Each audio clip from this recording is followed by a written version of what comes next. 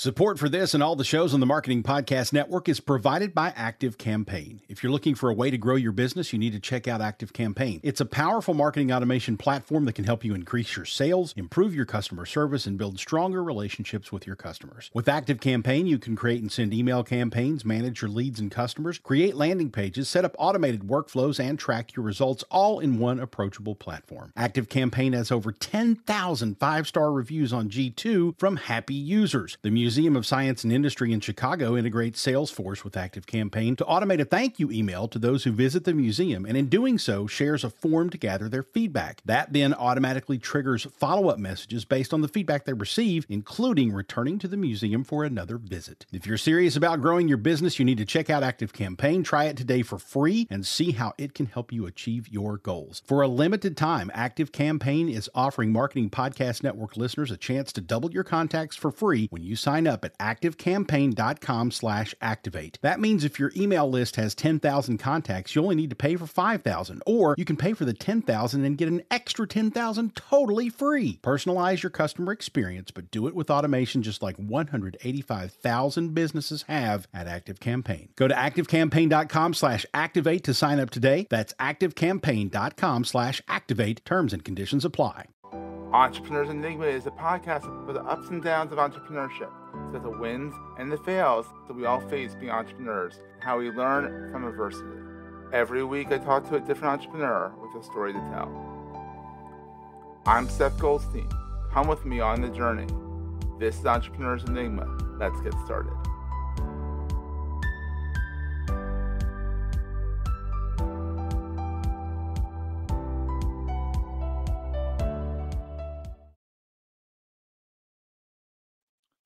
Hey, everybody, welcome to another edition of the Entrepreneurs Enigma podcast. I am, as always, Seth, your loyal host and, host. I guess that's all I am, is your host. Oh, I am is your host. Anyhow, today I have Ashton Rodenhiser. I think I said that correctly. She did put phonetically in the bio to me, so that I appreciate that. Ashton is an internationally acclaimed graphic recorder, meaning that she does doodles and for facilitation for meetings. She's worked with organizations like Microsoft, Amazon, Michelin, and various national and international brands. When I say national, I do not mean United States. She's up in Nova Scotia, in the country, where it's a lot nicer up there, both people and sometimes the weather. Of course, right now I can't really say nice weather for Canada because it's all on fire right now. But anyhow, she's been doing this since 2013. She does workshops. She helps people learn how to do what she does. If you're looking at the video, which you can do in our clips, she has all these little faces on the wall, which is cool. So Ashton, welcome to the show. How's it going? Good, Seth. How's it going today?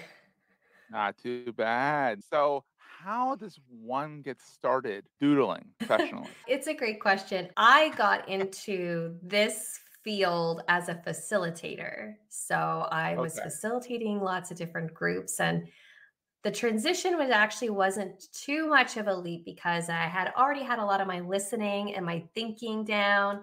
When people would say something in a room, I would feed back in words. So I just transitioned over into instead of feeding back in words what they just said, I'm now feeding back in pictures. And it's cool. Interesting. And yeah. So and I'm very well connected with a lot of people who do this work all around the world because we're just like weird, tight-knit, interesting community. And everyone seems to come into this field in many different ways. So some people come more from a communications background. Some people come in from a fine art background. So there's no right or wrong way into entering this type of work, for sure. I'd always been very creative. I call myself a dabbler. And if you name an art medium, and I've probably tried it. I didn't actually draw a ton before starting this work. But seriously, check out the show notes because her graphics are incredible. Her people are so cute, and they're expressionate and expressionate. Is that word expressionate? It's all about the eyebrows, man. It's all about how you draw those eyebrows. It is. So you started out as a facilitator. So what did you like? How did this whole thing start? Have you always been an entrepreneur? Have you worked for the man or the woman or the person beforehand? I gotta make sure that's gender neutral.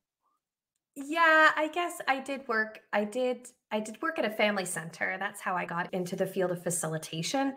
My formal education is an early childhood educator. So I worked in that field for a bit. When I was younger, I was a very good student. I probably could have went to any university, but I didn't know what I wanted to do. So I was like, I'd always worked with kids.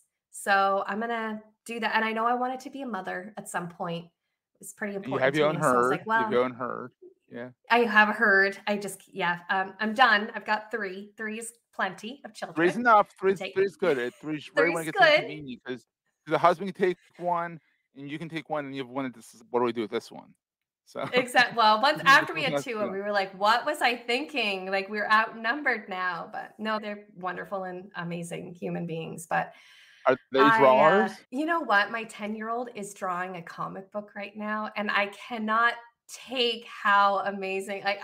It's so amazing. They're called Flower Friends, and they're little faces. I can't handle how cute this thing is. So I told her I'm going to help her redraw it on the computer, clean it up, and then maybe put it together as an actual book. So that's a project we're going to work on Amazon together. Make them a published author.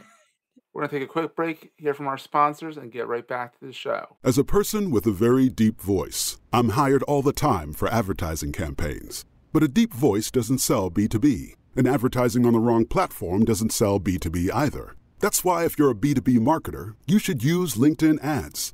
LinkedIn has the targeting capabilities to help you reach the world's largest professional audience. That's right, over 70 million decision makers all in one place. All the big wigs, then medium wigs, also small wigs who are on the path to becoming big wigs. Okay, that's enough about wigs. LinkedIn ads allows you to focus on getting your B2B message to the right people. So, does that mean you should use ads on LinkedIn instead of hiring me, the man with the deepest voice in the world? Yes, it does. Get started today and see why LinkedIn is the place to be to be. We'll even give you a $100 credit on your next campaign. Go to linkedin.com/MPN to claim your credit. That's linkedin.com/MPN. Terms and conditions apply. Exactly. Oh, that's awesome. Mom. I guess I didn't really think about it, but I did have very entrepreneurial tendencies growing up. Like I did sell things. Kind of sneaks up on you. Yeah. It does. Yeah. But I never really thought about it as an option for me for some reason. Like I never thought going in through high school and then into my 20s, I didn't even know it was a thing that I could choose, to be honest with you. I think it was just more of a traditional career path was just like, that's what you're supposed to do. So when you want to do this type of work, like no one's hiring full-time graphic recorders, graphic facilitators. I've only ever heard of a handful of companies that have hired full-time. And so you're kind of forced into starting a business. And I was like, I guess if I want to do this, and when I decide to do something, I go in 100,000,000%, right? Absolutely. I'm in it to win it. So I went to a conference in 2015 in Austin, Texas, with people from all over the world who do this type of work. And I was like, man, if they can figure this out, I can figure it out. Like if they can make a living making this, I can probably make a living doing this. So I left that conference. I was 7 months pregnant in Austin, Texas in July. And then after I had him, my second child, then it was about a year later, then I was like, okay, I'm going to really do with this and do it right and go all in, and joined a co-working space and just did it and figured it out, sent thousands of emails, and the rest is history, basically. Yeah. Rest of history. That's awesome. So what is the best thing about being an entrepreneur for you? I want to be a bit cliche and say the flexibility, but I'm really bad at giving myself time off. I'm actually I was mad at myself recently. I was like, Ashton, you started this thing to have flexibility and you don't give yourself time off. You don't I'm actually going on vacation tomorrow. I'm like, I need to actually have the flexibility. That part of the reason why I started this in the first place. But I do most days I can walk down and get the kids off the bus. I do like that I can just roll out of bed and go into my beautiful studio that I've worked on over the years and be in here and just do my thing. I do appreciate that. And that I'm not going to lie. I like that I can be like the master of how much money I make. That's pretty nice. It's very scary sometimes when you have a month that's a little on the, sad side. But I'm definitely a kind of a quote unquote hustler in a sense. I don't like hustle culture, but I'm a bit of a hustler. When I'm like when the pandemic hit, I was like, I don't care. I worked hard to get to this point. I'm not going to let a little thing like a pandemic slow me down. So a little thing like a pandemic. I love it. So I pivoted my business model on the fly and was like, basically acted like how I acted years prior. It was like, I got to figure this out. Yeah, I like that I can manage my own destiny when it comes to how I have my time set up, how I manage things. But I am a bit of a workaholic. I am. But you have to watch that. Yeah, as an entrepreneur. I know I do. It's awful. I'm really trying to be protective of my time this summer. Yeah. Well, especially during the summer, the kids in camp. Yeah, they're with my husband right now because we're getting ready for our vacation tomorrow. But I know it's very exciting. Well deserved. To see my family. Yes. I just launched a book last week because why not? Like, let's launch a book before. Why not? That I've been working on for a year and a half. Let's just launch this book.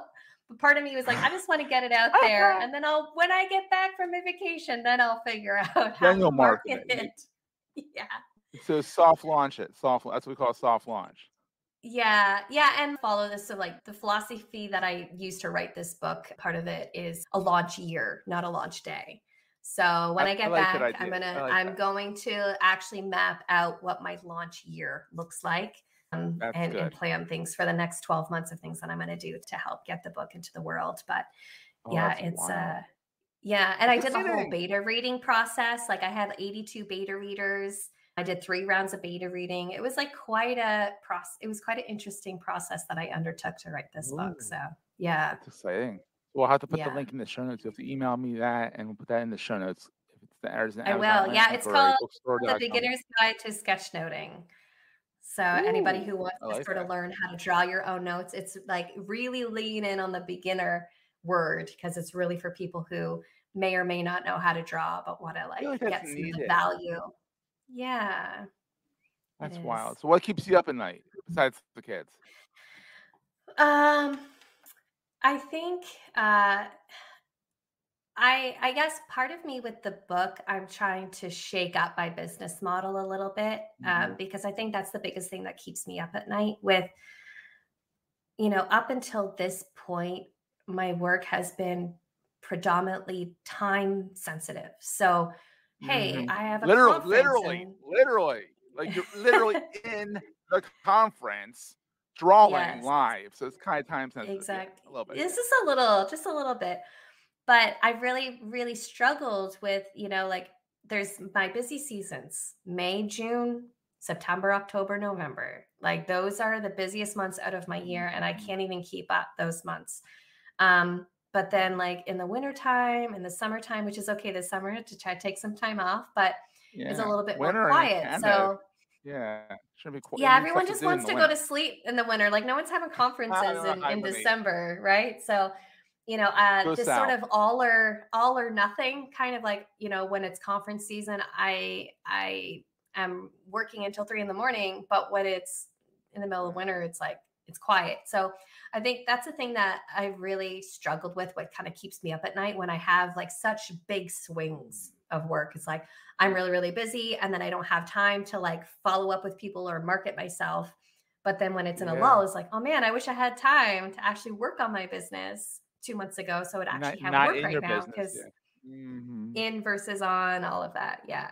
So so yeah, I'm pretty actively working to try to change that and add in different streams so that the lulls, they're really, it's like a little bit more of a not as painful because because even with the pandemic, like I was actually 100% in person before the pandemic, so I really had to switch everything to working online. Pivot. Just totally changed sort of that. But I still put all of my eggs in the conference basket. I still was like, well, that's what I know. And I know people are trying to do conferences online. So I'm just going to like it's either online conferences or nothing right now. So I still continue to put all my eggs in that conference basket. And it's very exhausting. Are you hybrid work. now?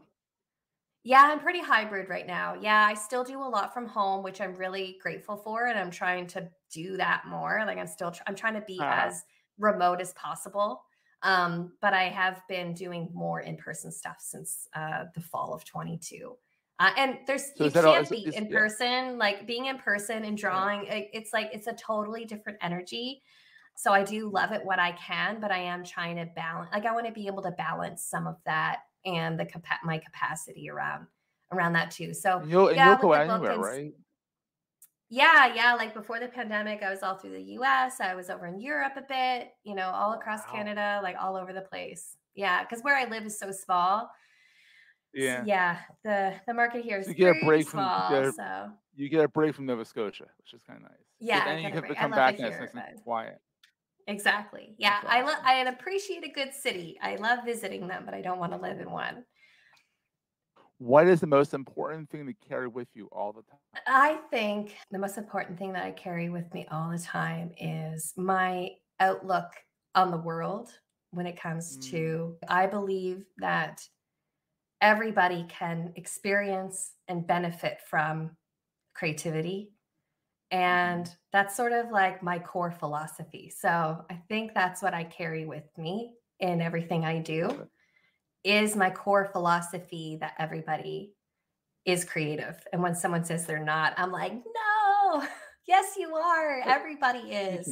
It's just a matter of having opportunity to explore that in a safe and a supportive way. Before I started a couple of years before I started my business, I started an art festival in my town. Ooh. And it was a project where You're definitely a doer. I'm a doer. I am. I'm an overachiever. That's for sure. When I found out my blood type was A positive, I was like, of course it is. A plus. Of course it is. That art festival was like a community project disguised as an art festival. Sort of that philosophy, because it was about allowing people to experience different forms of art in not just a traditional sense. So the program was always developed by what artist came and said, oh, I want to do this or I want to do that. And I try to have a lot of interactive opportunities for people to make something, even if it's just like chalk on the ground or play an instrument or whatever.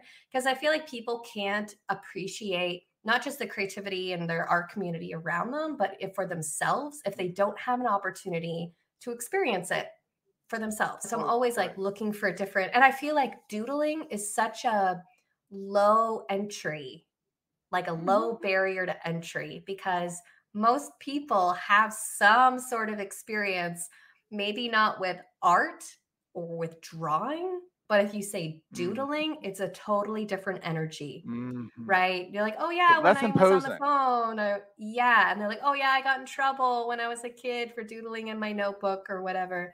And there's studies now that say just doodling helps you retain information, not even some of these doodles are pretty elaborate.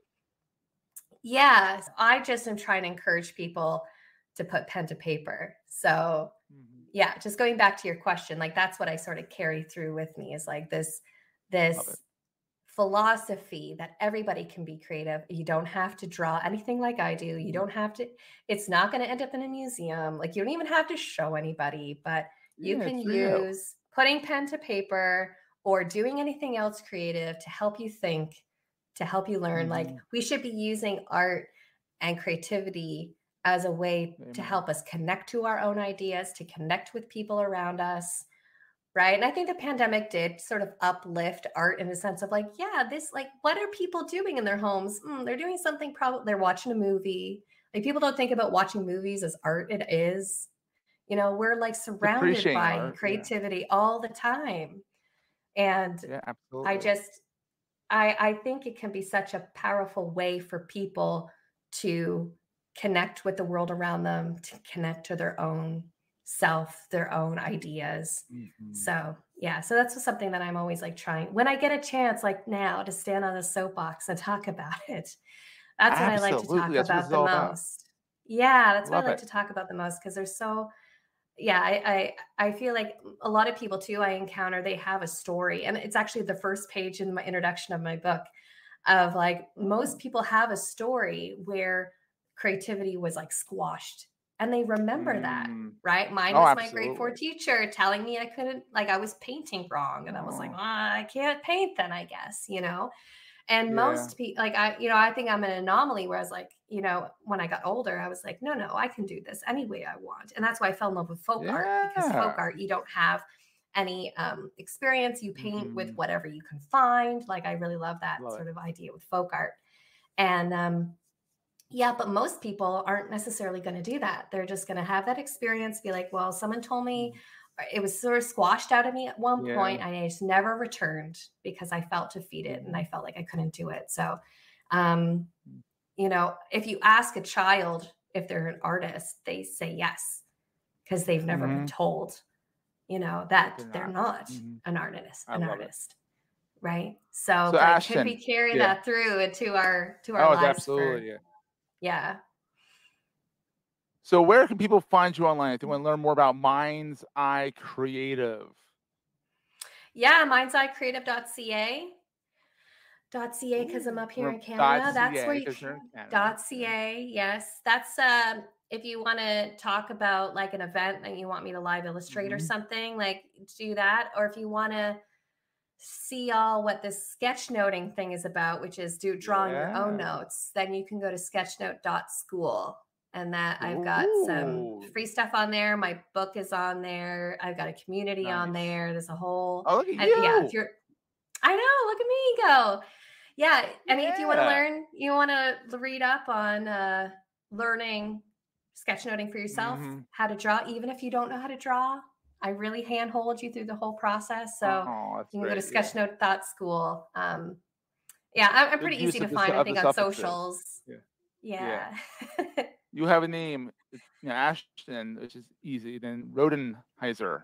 There's no Z. Just so you know, there's no Z.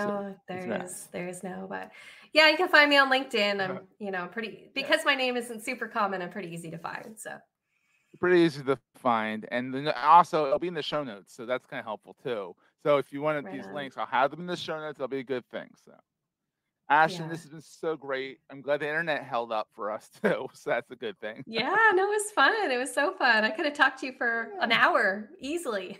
Well, we'll have to do it again sometime soon. And we'll see everyone next time. That was a great show. If you're enjoying Entrepreneur's Enigma, please review us in the podcast directory of your choice. Every review helps other podcast listeners find our show. If you're looking for other podcasts in the marketing space, look no further than the Marketing Podcast Network at marketingpodcasts.net.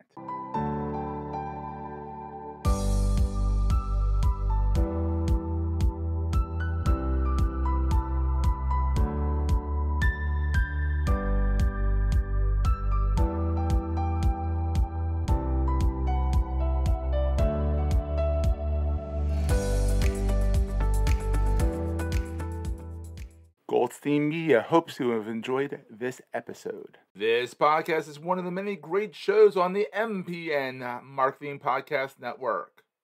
You may know you're listening to this show along the Marketing Podcast Network, but there are other great shows on MPN to help your business too. I'm Jason Falls. I host The Rise, the community commerce marketing show. There we explore an exciting new category of marketing strategy and automation focused on driving brand growth through your own community. So you start with your own customers, employees, followers, and partners and empower them to recommend and refer your brand. You can subscribe to The Rise, the community commerce marketing show at marketingpodcasts.net or by searching for The Rise, the community commerce marketing show, wherever you get your podcasts. Go subscribe. This podcast is heard along the Marketing Podcast Network. For more great marketing podcasts, visit marketingpodcasts.net.